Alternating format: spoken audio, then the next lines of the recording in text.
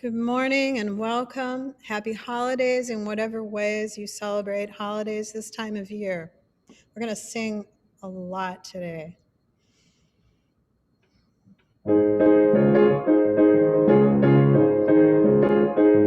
Children, go where I send thee. How shall I send thee? I'm gonna send thee one by one. One for the little bitty baby was born in Bethlehem. Children, go where I send thee. How shall I send thee? I'm gonna send thee two by two. Two for Paul and Silas, one for the little baby was born in Bethlehem. Children, go where I send thee. How shall I send thee? I'm gonna send thee three by three. Three for the Hebrew children, two for Paul and Silas, one for the little bitty baby was born in Bethlehem. Children, go where I send thee. How shall I send thee? I'm gonna send thee four by four. Four for the four that stood at the door. Three for the Hebrew children. Two for Paul and Silas. One for the little bitty baby was born in Bethlehem. 12 children, go where I send thee. How shall I send thee? I'm gonna send thee 12 by 12. 12 for the 12 apostles. 11 for the 11 who went to heaven. 10 for the 10 commandments. 9 for the 9 got left behind. 8 for the 8 who sealed their fate. 7 for the 7 who came from heaven. 6 for the jars of Canaan. 5 for the gospel preachers. 4 for the 4 that stood at the door. 3 for the Hebrew children. 2 for Paul and Silas. 1 for the little bitty baby was born in Bethlehem.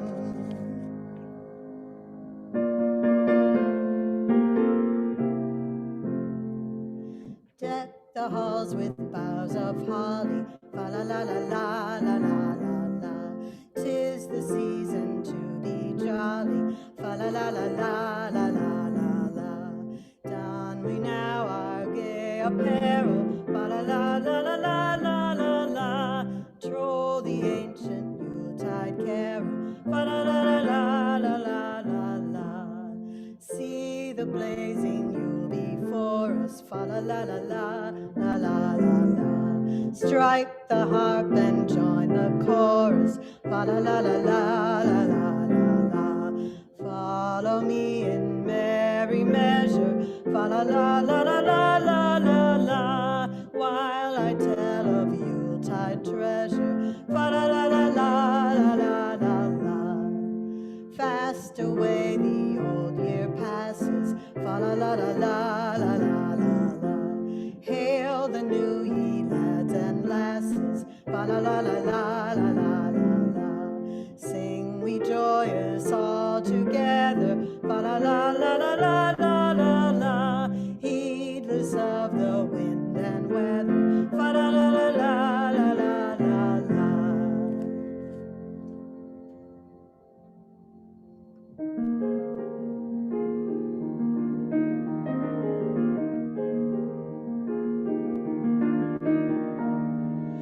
When winter's gray is on the sky, rust upon the leaves that lie, red on the last few berries clinging, brown on the branch where the bitter winds singing, even when white obscures the sea.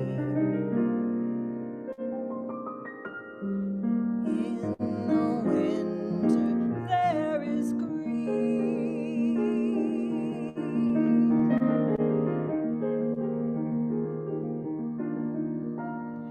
waving defiant pine tree boughs, cedar needles stubborn and proud.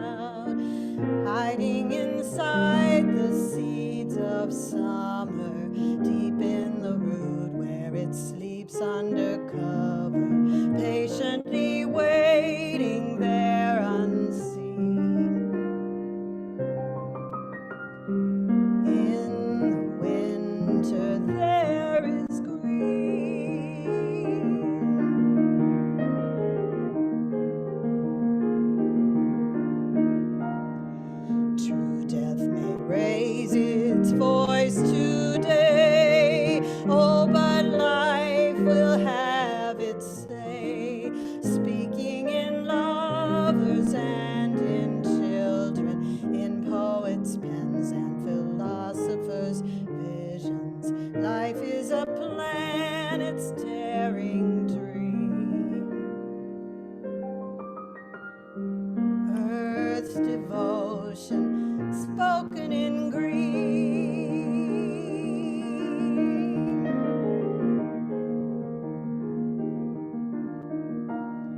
So keep it in your winter store, hang its garland round your door, grant to your heart its hopeful promise, fashion a wreath for its blessing upon us. Winter brings browns and grays indeed,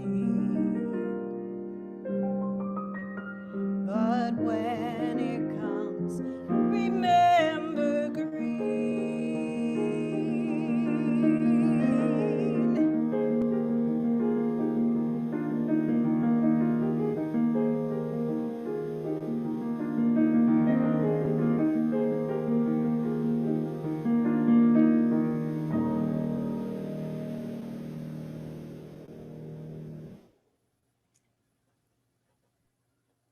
Good morning and welcome everyone to White Bear Unitarian Universalist Church.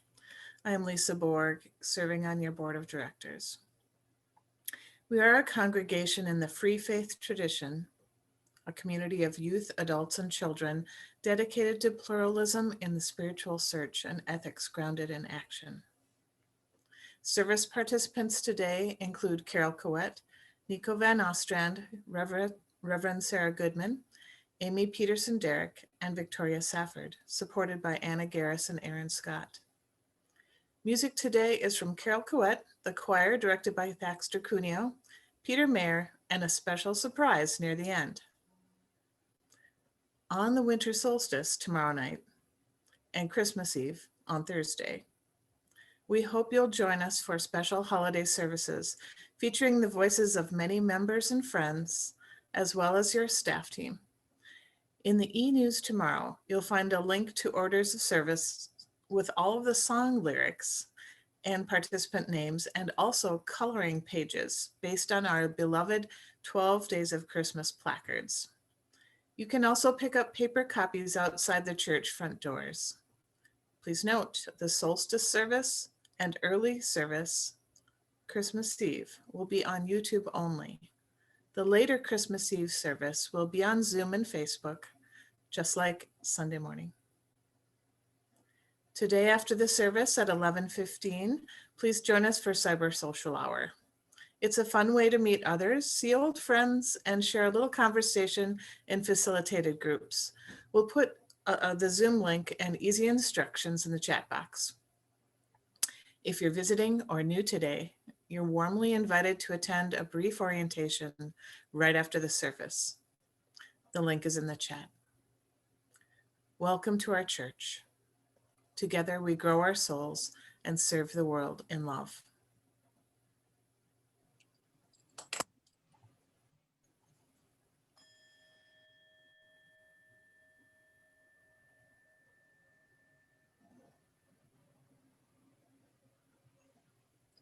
Whitest sparkling snow, come blanket us. Blackest solstice night, embrace us. Ice, awaken us. Fires, comfort us. Candles, guide us. Children, rouse us, laughing, singing, shouting. Dearest friends, hold us closer. Distant stars shine down brighter. Deep winter days, deep winter nights, hold us safely now and guard us. Thinnest sun and thickest dark, for we are, each one of us, a tiny seed in frozen ground. Each one a secret, sacred miracle, a holy, hidden possibility waiting to be born. Cecilia Dodge and Michael Martini will light our chalice.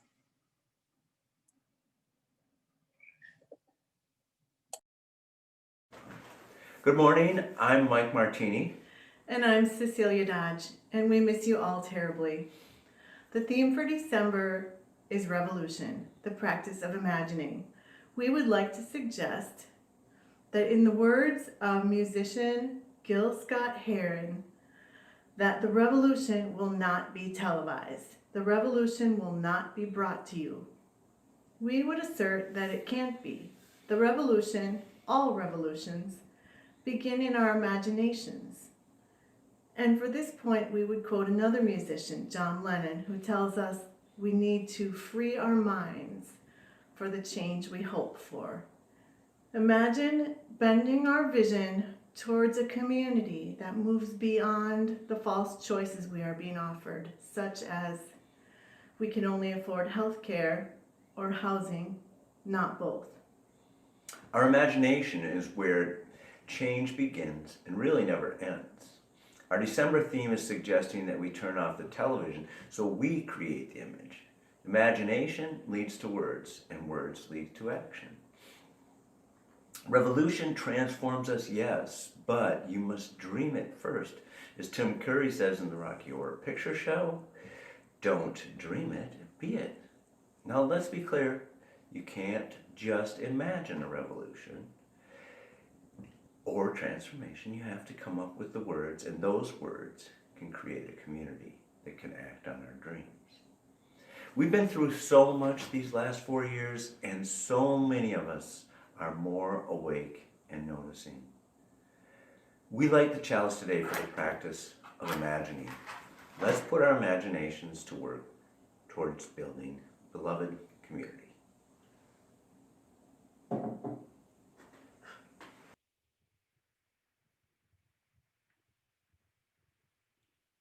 Please join me in the opening words. Love is the spirit of this church, and service is its law. This is our great covenant, to dwell together in peace, to seek the truth in love, and to help one another. Our hymn is Bring a Torch, Jeanette Isabella, number 233. Bring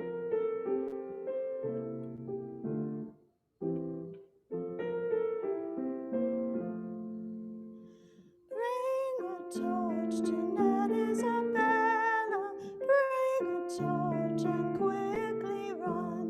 Christ is born, good folk of the village. Christ is born, and Mary's calling. Oh, oh, beautiful is the mother. Oh, oh, beautiful is her child. Come and see within the stable. Come and see the Holy One. Come and see the lovely Jesus. Brown his brow, his cheeks are rosy. Hush, hush, quietly now he slumbers. Hush, hush, quietly now he sleeps. Un flambeau, Jeanette Isabella, un flambeau courant berceau. Jesus, bonjour, duomo, le Christ est né, Marie appelle. Ah, ah, ah, que la mère est belle. Ah, ah, ah, que l'enfant est beau. This morning's story is based on a true story, something that actually happened to me, or rather, it's a reimagining of what happened, which I'm sharing today in hopes that you will reimagine as you listen, and in that way we will create something entirely new together right now, with just one true event told and heard. This summer, I made a couple of new friends. They're awesome, kind people who do everything they can to make the world a better place. Maybe you have friends like them too. They inspire me to be my best, and we're always creating and learning new things together. One day, my friends and I came upon a huge, pale blob. It was just sitting there, taking up a whole bunch of space. And I'm not really sure why, but this blob made me feel sad. I felt small and helpless, and I just wanted to leave and pretend that I had never even seen this pale blob. But since my friends are the kind of people who like to right the wrongs they come across, we couldn't just leave this the way it was. So my friends and I asked some of our neighbors, where did this blob come from? What is it doing here? Does it make you feel anxious too? The answer was almost always, well, it's always been there, but it's too big for anyone to do anything about. So we all just keep going about our day and pretend it's not there. Does pretending it's not there help? We would ask. And they'd respond, not really, I guess, but I can't do anything about it. None of us really liked the idea that that's just the way it's always been, was somehow justification for everyone in the neighborhood having to feel bad all the time. We decided that pretending the blob didn't exist wasn't the solution. We wanted to do something so our neighbors wouldn't have to feel so worried all the time. But how could we show them that this blob wasn't too big for someone to do something about? We came up with a plan, as we often do, that was much more a starting point than an answer. We knew it would help, but the three of us couldn't quite figure out a total solution to this whole blob problem. So we put our starting point plan into action. We called a meeting and gathered together elders and children and healers and weavers and responders, and we asked them to tell their stories. There was an artist at the meeting too, and as the healer and the weaver and the responder and all the others, including my friends and me, shared our stories, the artist quietly got to work. She took the healer's story about helping everyone feel better no matter how much or how little money they had, and painted a gentle blue rectangle, weighted and comforting. As the weaver spoke of empowering people by showing them their best selves, the artist painted a bright yellow ball, glittering next to the rectangle. When the responder shared about shivering in the cold, scared but determined to defend the land from a great snake, the artist added a splash of green, sudden and strong. The other stories that evening were orange and purple and star-shaped and triangular and huge and small, and I got swept up in the wonderful imagining. And I wasn't the only one. All around me, my neighbors and friends were smiling and leaning on each other, and you could practically touch the feelings of connection and love in that moment. As the last words of the last story left the lips of the last teller, the artist swirled the last stroke of her brush, and we all took a breath in silence. Broken then by an elder who quietly said, I don't feel so hopeless anymore. That great blob that had brought so much grief and sadness to the neighborhood was no longer.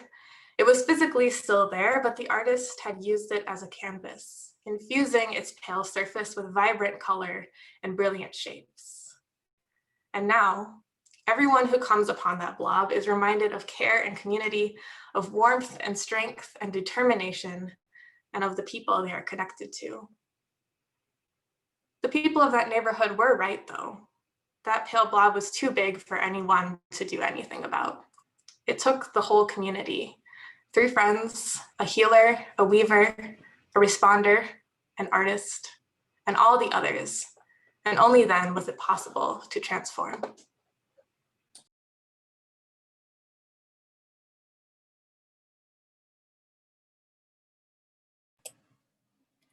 Join me in the spirit of prayer and meditation. Find a comfortable place for your body and take a deep breath.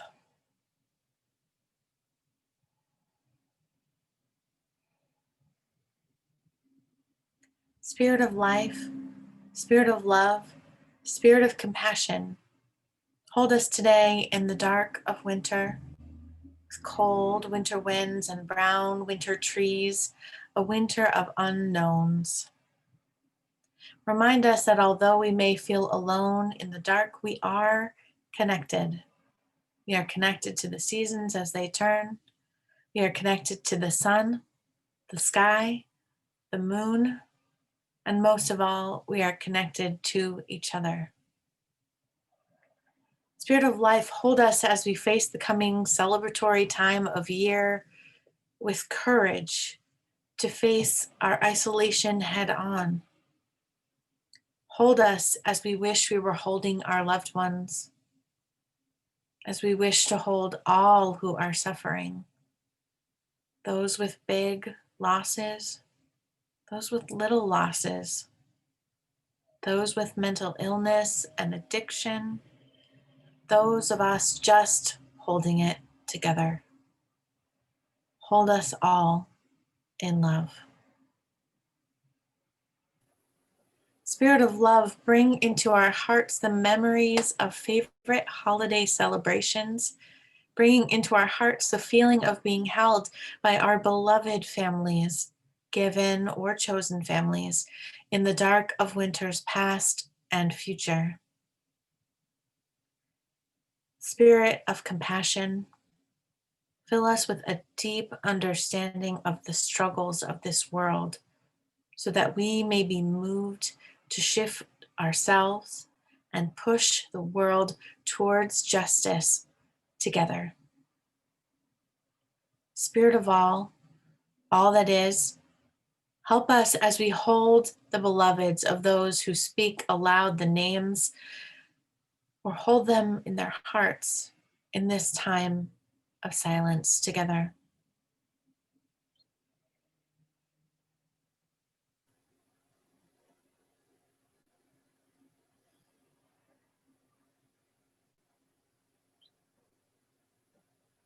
We hold them all with love, life, compassion. Beloveds, let's breathe together for a short time.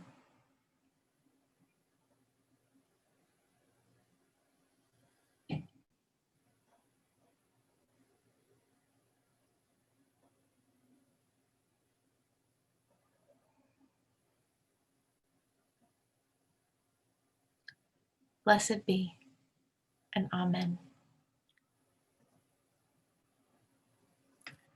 Today's offering goes to support the Unitarian Universalist Service Committee.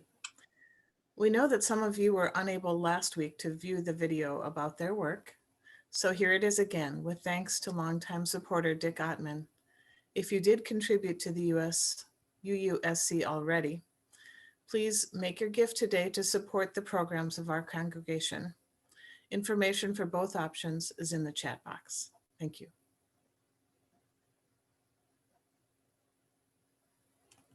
My wife Judy and I have been giving to the Unitarian Universalist Service Committee, or UUSC, for over 40 years. The UUSC started during World War II when a Unitarian minister and his wife risked their lives, went to Nazi-controlled Europe, and smuggled people out. I'm not asking you to risk your life. What I am asking you to do is write a check to WBUUC with UUSC in the memo line. Gifts of $125 or more are matched dollar for dollar by a foundation. Gifts to the UUSC are part of the Guests at Your Table program. You give to the UUSC because it follows the 7 principles of our faith, it empowers women, and it deals with basic human rights of people all around the world. My wife Judy and I were married 52 years ago, and she's in memory care, and that's why I'm doing the talking.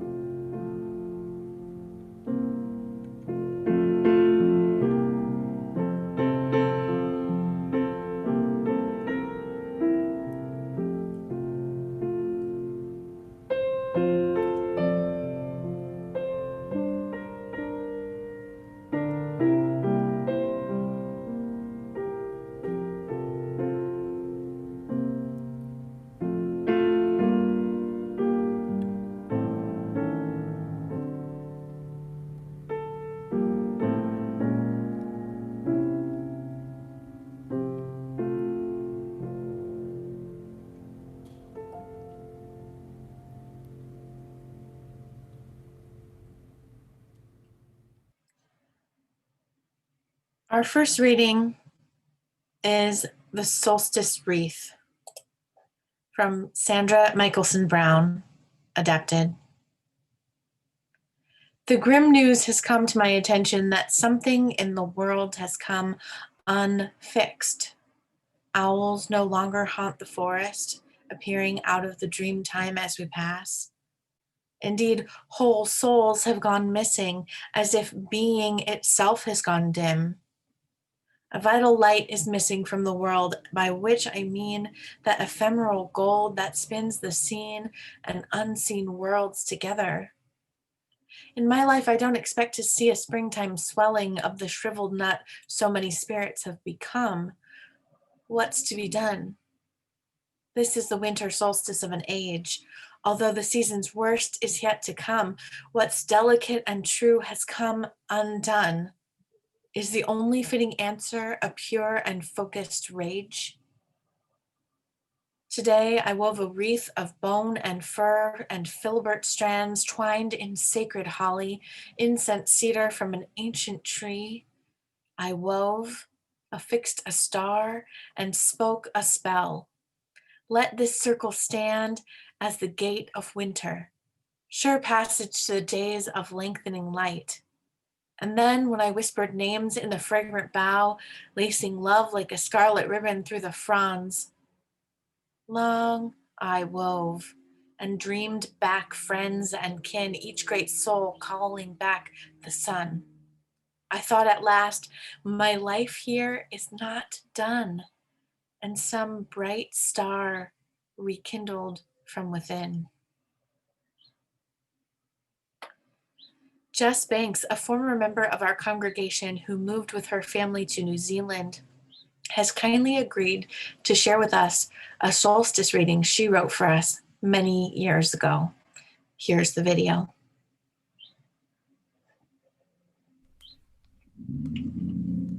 A lot has changed in my life since I wrote the words I'm about to read. As I read them now, I sit a world away where summer is reaching its zenith.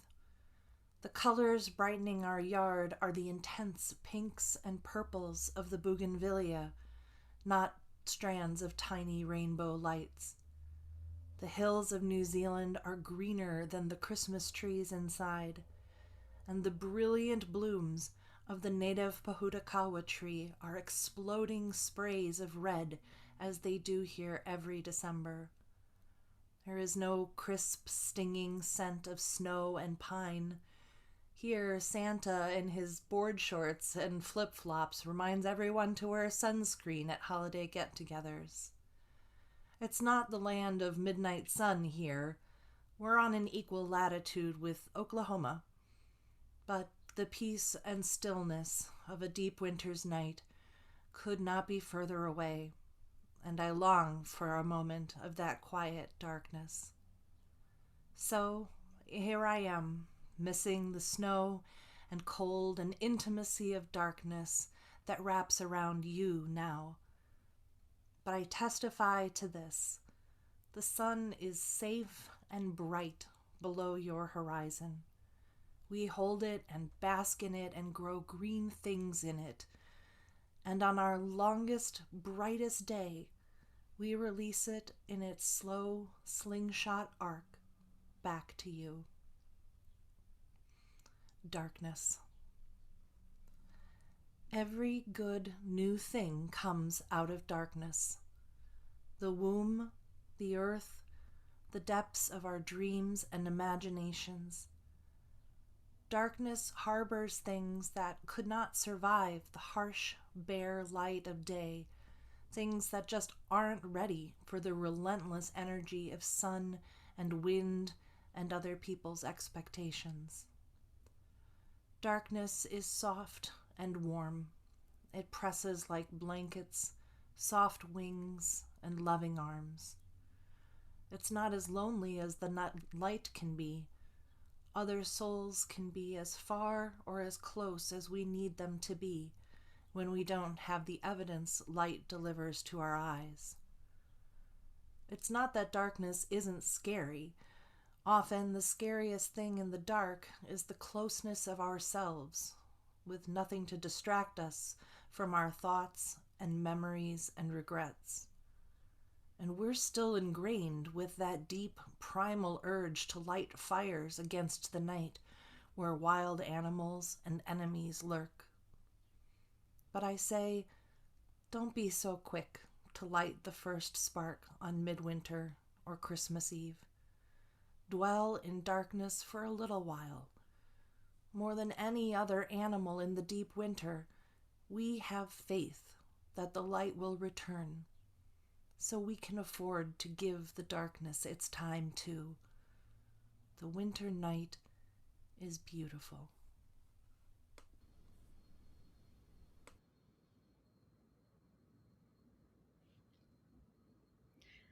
Solstice Song has been part of our White Bear UU songbook for many decades. It's a beloved song. It was written by Marilyn Hannah Rogers, a longtime member, and she wrote words for both the winter solstice and the summer solstice.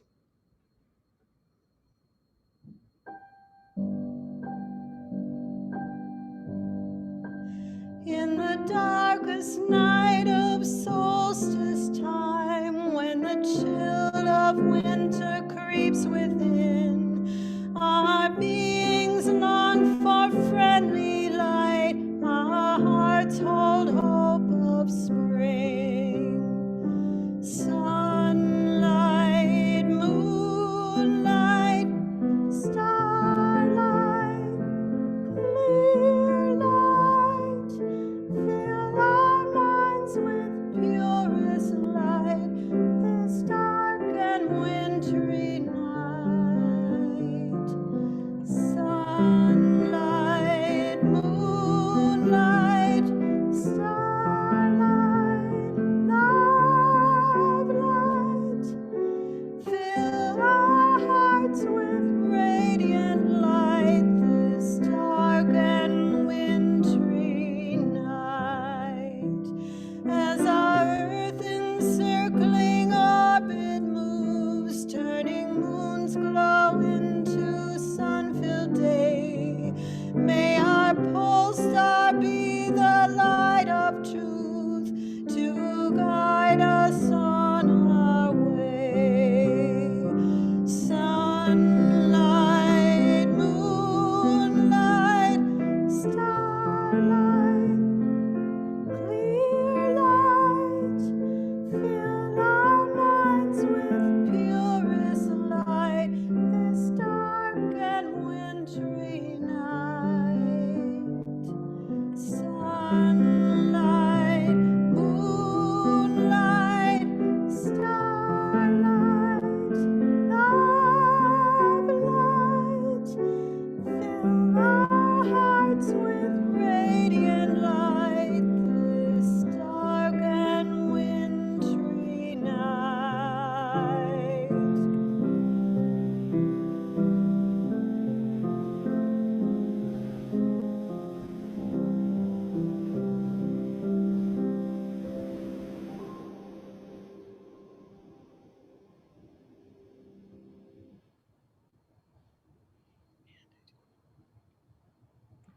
I am so grateful this morning for Nico's beautiful story, and grateful also to Jess Banks for sharing with us her winter solstice words from all the way around the world, New Zealand.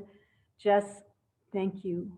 Thank you for sharing your image of pitching the sun back to us as if it were a ball, and this whole life we share under the same sky. We're just a game of catch. We miss you all here so much. We're sending love. For many years, we've shared Jess's words on the winter solstice night when we've gathered in the past, as we will again, to welcome winter brazenly, bravely, lustily, noisily, with a bonfire and shouting and drumming, calling out the four directions to make a sacred circle. Before we head outside, there are songs and stories in the sanctuary here, and at some point, we put out all the lights, just breathing in the close and holy darkness. For just a few moments, there's no music, no words, no lights at all, no glowing screens. And then comes that gentle admonition. Don't be so quick to light the first spark on midwinter or on Christmas Eve. Dwell here for a while. Every good new thing comes out of darkness, out of the womb, the earth, the depths of our imagination. Darkness harbors things that could not survive in the harsh, bare light of day, things that just aren't ready for the relentless energy of sun and wind and other people's expectations. The winter night is beautiful. It's in that moment, in that spacious quiet, that we invite people to speak, asking, what are you afraid of now? As winter comes on, as it must, as it will, what is heavy on your heart? How is it with your spirit? And also, as the old year dies and the new comes ringing in, what's hopeful for you now? What embers of light are you holding in your hands? And it was so beautiful then, as it will be again. So beautiful to hear people's voices rising out of the safety of that darkness, out from under the soft blankets of the dark, children's voices, older voices, speaking hard and hopeful, holy things. Last week, I learned about a ritual created by a colleague, Reverend David Kohlmeyer, out in Massachusetts, using a reverse Advent wreath. Instead of lighting one more candle on each of the 4 Sundays in Advent and thereby increasing the light, you begin each week with the 4 candles already lit, and every week extinguish one more in honor of the darkness, to welcome it, embrace it, knowing that just as with the light, it's not going to stay forever. His litany goes something like this. On the first Sunday, we honor the gifts of rest and healing. In darkness, in sleep, our bodies rest, our brains restore. In these days of anxious stress and worry, we give thanks for the healing power of the dark.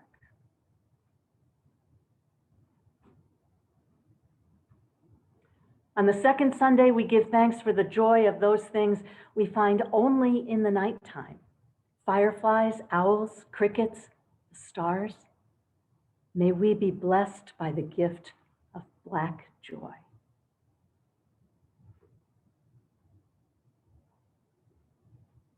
On the third Sunday, we remember those things that exist only in darkness, in the depths of the ocean and blackest caves, the bats, which like us are dying by disease.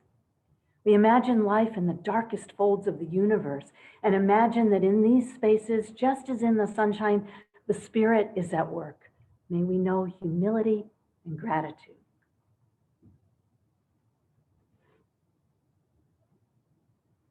On the fourth Sunday, we give thanks for the darkness of unknowing, for mystery and wonder.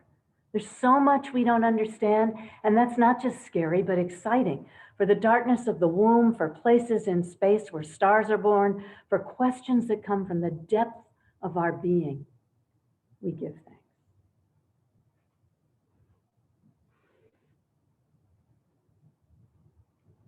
And it's within that container, which is not empty, but full, that the center candle, the Christ candle, is lit on Christmas Eve, sacred light, but in proportion to the holy dark. It is so tempting in December to rush right past these short and breathless days, the long and endless night. It's a very Western mindset, really, certainly American, to want only sunshine, only happiness, more light all the time, unambiguous, unambivalent. But I think we're made, like the earth we're made of, for balance, for sun as well as shadow, harvest time and fallow time, awakening and hibernation, understanding and unknowing, the bright blessed day, as Louis Armstrong sang, and the dark sacred night. We are built for all of it, the wonderful world entire, and not always merry and bright. Joy and woe, said the mystic poet William Blake in words that are in our hymnal, joy and woe are woven fine, clothing for the soul divine. Under every grief and pine runs a joy with silken twine, and it's all interbraided like the solstice wreath that Reverend Sarah read about. It is right, it should be so, and when this we rightly know, safely through the world we go. Safely, because when we hold it that way, practicing balance, we will not be shattered by shadow or sadness. Like a tree that's planted by the water, we shall not be moved. We're built for all of it, to be made more whole by all of it. So as this year lurches to its close, this harrowing year, I'm wondering now about this time we're in, which is an historic time. We are living in, we're living through, we are shaping a moment, an era that will be remembered, that is not a blip on the screen, not this momentary disruption of normalcy that once was and soon will be restored again. No, this time is something else. I think it's a watershed time with some things, mighty things to teach us, not just about loss, but including loss. Not only about fear and vulnerability and this sickly sense of being unmoored, but that also. We're learning about that. And I wonder what this time is teaching us about love and hope, durable, industrial grade hope, not anything breakable or cheap. What is this time teaching us about love and hope and faith in ourselves, in each other, in whatever transcendent eternity holds us in its hand, and about faith in a future we cannot yet see? But when actually can we ever? Faith in the future we are mapping as we go now, even in the dark. What are we learning in this time about what we believe in and who we are and what we're built for, what we're called to be? What can we see in this dark? And just to be clear, I do not mean silver linings. I do not mean what can we find that's good about the pandemic, because nothing is good about the pandemic, not with people dying who are not statistics, but beloved ones, each one with a face, a name, and hands that held and should be holding now other people's hands. Nothing's good about the pandemic, not with people dying, not with people dead, not with people losing livelihood, jobs, health, security, sanity, sobriety, the promise of a livable future. I'm not about silver linings. I wonder what we're learning. And I'll just say, when I hear people say, you know, this thing really hasn't affected me much. I'm safe at home. I have all kinds of time to read and rest and Zoom with my friends. When I hear that, I do know that underneath it, there's compassion. An ocean of compassion for the vast majority of people for whom the pandemic staycation is not a thing. I do hear compassion underneath. I hear the fluttering heartbeat, heart murmur, heartache for the whole human family and for our planet. It's a comprehensive full body awareness that we're all connected, that there is no way to be unscathed, untouched, undamaged by these times. When people tell me, as they do a lot, this seems strange to say, but I've not really been troubled, I hear trouble underneath. At least I hope I do. And I hear gratitude bordering on guilt almost, or at least unease at how unevenly the shadow of this plague falls on different houses, falls on different bodies as it passes among all of us. What is it teaching us? At solstice time, December, we see in the dark. We discern in the days of waiting, silence, mystery, the wisdom and question that were buried inside us like seeds and among us that maybe we couldn't see or receive in the blazing light of day. Things come to us when we're quiet, when we settle, when distractions melt away. I remember one time on a Sunday morning, several Decembers ago, I got here in the dark and lifted the shade in my office here, and there were 21 deer in the woods and by the alcove. They were on both sides of the stream. They were lying down and standing up, and they were all covered with new snow, about an inch of snow on their shoulders, on their backs, between their ears.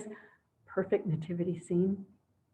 And I said, whoa, Where'd you all come from? And they stayed very still, big eyes unblinking, as their spokesdeer approached my window and said, you know what? We've been here all along. We live here. You just never noticed in all the summer foliage, all the fracas. You just never noticed because you're mostly looking at your computer all day. But it's winter now. Look deeper. You'll see us. What does this darkening time, the time of the plague, have to teach us? The other day on Friday, a post office truck pulled into my driveway at 6:15 in the morning with a package of light bulbs I'd ordered. Nothing I needed right away, nothing I need at all, actually. But that woman was up and at work already. Maybe she'd been driving all night, driven by incredible pressure now on dark, icy roads to make absolutely sure that all of us get every single thing we want, anything we desire within days, within hours. Postal workers, FedEx drivers, people packing boxes in unsafe conditions at breakneck speed 24/7 all over the world and mostly invisible to most of us. COVID is teaching us, I think, I hope, that none of this economy is sustainable or right, not for the bodies or spirits of humans and not for other living beings. What if we did not go back to normal? What if instead of speeding up, everything slowed down? We may be learning something now about pacing, about scale, about right relation, about relearning not new lessons, but ancient lessons about justice and mercy and rampant desire. This could be our remedial class. One writer says, maybe there's a relationship between speed and solidarity. Because for those of us privileged enough to self-isolate, she says, the virus has forced a radical and sudden slowdown, a paring down of life to its essentials in a bid to stop the spread. But that slowness has other unintended effects as well.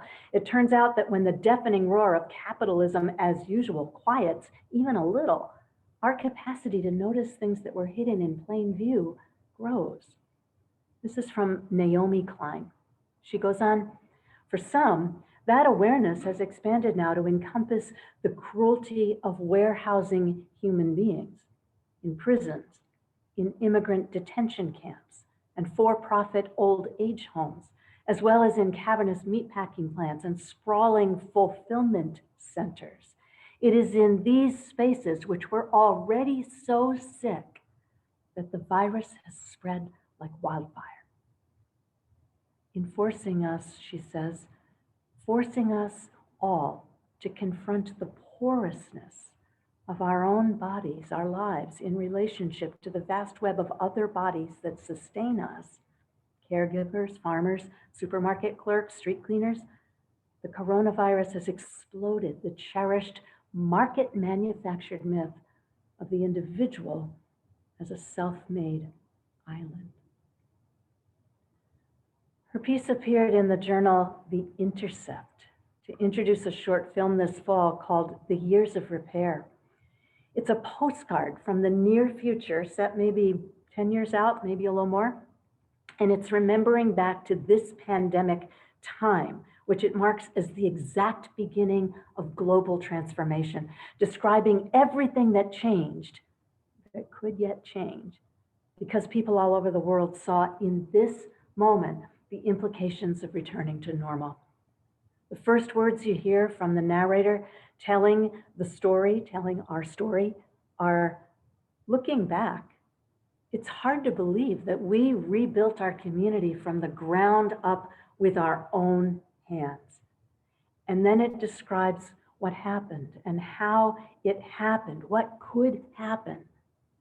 Food, farming, education, public housing, medicine, industry, all transformed to human scale, cooperative, sustainable models, the reinvention of criminal justice and mass incarceration, the redistribution of wealth and resources, reparation for genocide and slavery, restoration of land to indigenous people, climate justice prioritized, centered, labor reimagined. The film is a futuristic film, but it's not in any way an impossible vision. It moves back from what could be to what actually is, rather than telling the story as we normally would, the other way around. The Years of Repair was created by artist Molly Crabapple, writers Avi Lewis and Opal Tometi, one of the founders of Black Lives Matter. And it's powerful and strong. It's beautiful in its realism. It even speaks at one point about how we survived COVID-23. So the path isn't easy in this film, but it is beautiful. And it's all storyboards and art, and part of its insistence is that without a clear and hopeful vision of the future, without making the space and taking the time to design it in detail, it won't happen. And the writers say they wrestled with how optimism lately feels almost irresponsible, like fantasy, like indulgence. And then they said no. They claimed hope as power. They claimed it as power, claimed it as a radical act, claimed imagination not as frivolous, but revolutionary, which is how change always happens. What if 2020, all these months, a few days left, what if 2020 marked the start of the years of repair? What is this time of pandemic teaching us? What can you imagine? Way back in May, way before the murder of George Floyd and before the international uprisings demanding systemic change at every level, way back in the first week of May, one of you sent me an email. I have been one of those people who sits in the pews listening to the discussions of race and white privilege with a bit of a jaundiced eye. I have been sympathetic, but not enthusiastic to efforts to unseat the traditional white power structure. I've been comfortable in my suburban bubble. But the pandemic is exposing for me now the shameful way that Black and brown people are treated with less value and less humanity than white citizens. The differential impact of this impersonal virus on communities of color in our country is appalling to me now. To think that the people who work hardest on health care and home care businesses are dismissed as ones who made unwise choices that negatively impact their health, it infuriates me now. Living in a place that has polluted air, riding public transportation, they're not choices, it's doing what you have to do. I have allowed my privilege to influence my thinking. And now as we move forward, I am committed to working toward meaningful change. I'm not sure what it looks like as I sit here this morning, but I just wanted to tell you, this cannot stand. That email came out of the blue. It was not in response to any particular event. It came from someone who, like most all of us, I think, at different times in our lives was suddenly seeing, viscerally feeling, knowing in their bones the truth that's been rampant all along, the very essence of what has been wrong all along. And what was extraordinary about it, what was so moving to me and still is that the person wrote it down, typed it out, and sent it to me, a confession. They testified, they signed their name.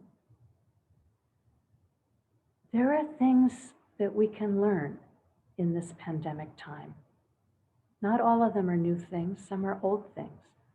We have to really want to, and it's hard. I'm so grateful for that email. We are learning in this time of isolation, Corona time, about love, revolutionary love, costly love.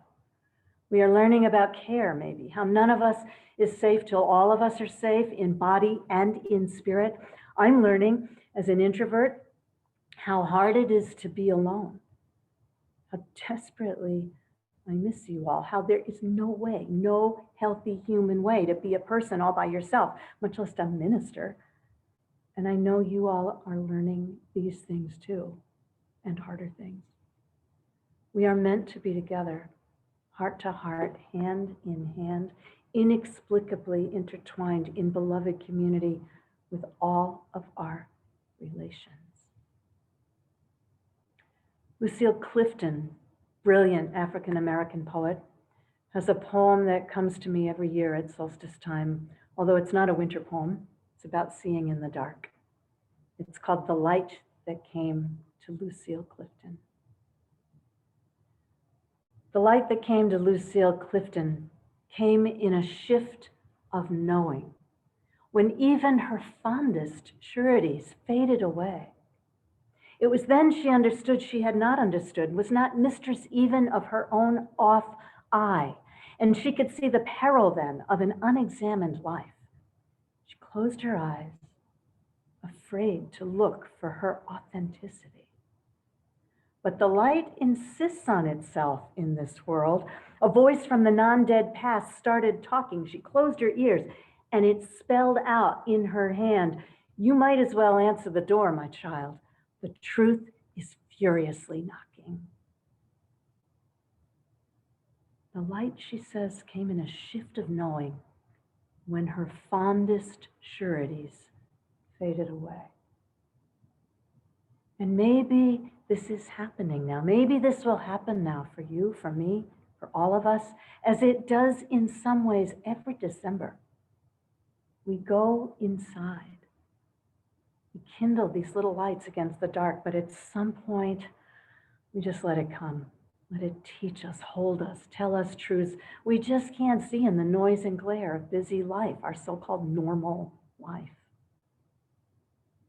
In the quiet darkness of the winter solstice, healing darkness, may we open the door to truths that are furiously knocking.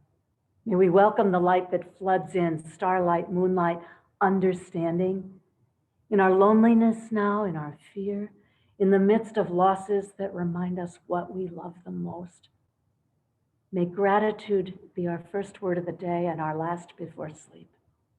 And may we trust that from that prayer, compassion will follow and courage. May the blessed darkness hold us safe, and may light be born in us anew to warm us, cheer us, guide our feet, and shine a blessing on this world. Amen.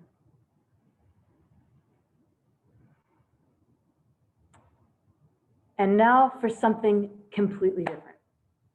In the early 1970s, Dick Perlick, a treasured member of the congregation and a distinguished artist, made beautiful posters to illustrate the song, The 12 Days of Christmas. They've appeared in holiday services here every year, ever since, usually held high by children as we all sing all the verses. So I'm going to ask you to sing out now by yourself in your pajamas, wherever you are, and know that what you're hearing in the background as you sing is actually you yourselves. We're going to play you an audio clip from last December, December 19th, 2019, all of you singing the 12 Days of Christmas. And the recording is a little rough, it's scratchy. And our execution this morning of the poster holding might be a little out of sync, but that's actually how it always is when we do this song in person. So we are keeping staunchly with tradition.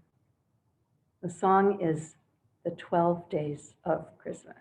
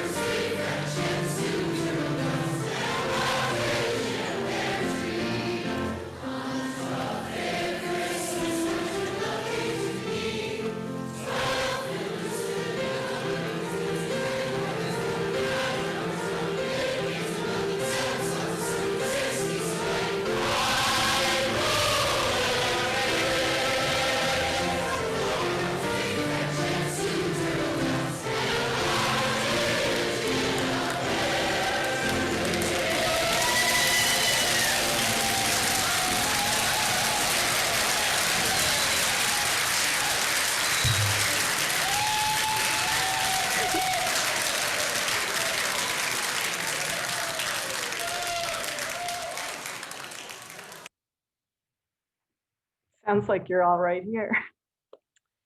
The closing words are from Anne Lammers. Never in the frantic dance of June were we so mindful of the loving sun as now, in the cold needlepoint of day that pulls the year behind. This is the darkest time when the wheel pauses far from home. Who foretold a shining birth? The womb of time is empty after all. But ever in the cold balance of the year, in stillness after hope has gone, something tugs the web of life, invisible as heartbeat, ordinary as oak. Trusting the slow swell to birth, we touch the hand that reaches. Now a rising starts, a new music bound to earth and sky. Dear friends, may the unconquered sun be born again to you in spaces where surprise makes known things new.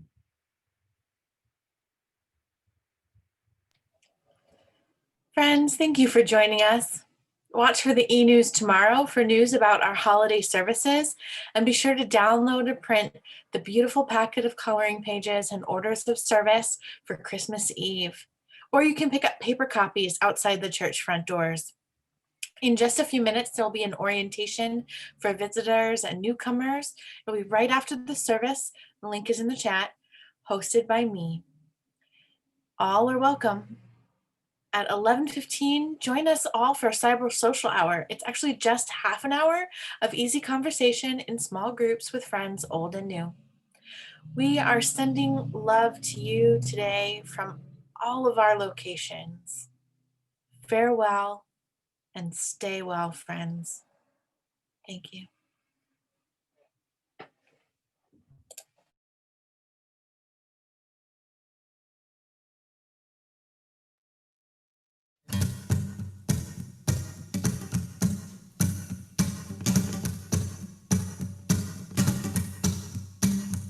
When it's late December, dark and cold, where is the light? When old man you was bending low, where is the light? When the sun runs off a bit too soon, where is the light?